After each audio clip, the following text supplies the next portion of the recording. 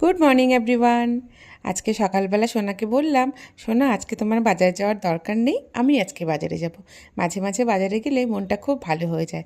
আর দেখো একটু বাজার করে নিয়েছি আমি, শাক পাতাগুলোই মেনলি নিলাম। তারপর ঠাকুর প্রণাম করে ঝটপট চলে এলাম বাড়িতে।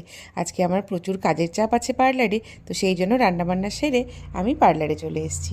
আর দেখো আজকে আমার পার্টি মেকআপ ব্রাইড সব ছিল, সমস্তটা করতে করতে অনেক রাত্রের হয়ে গেছিলো, প্রায় 10টা সোয়া 10টা।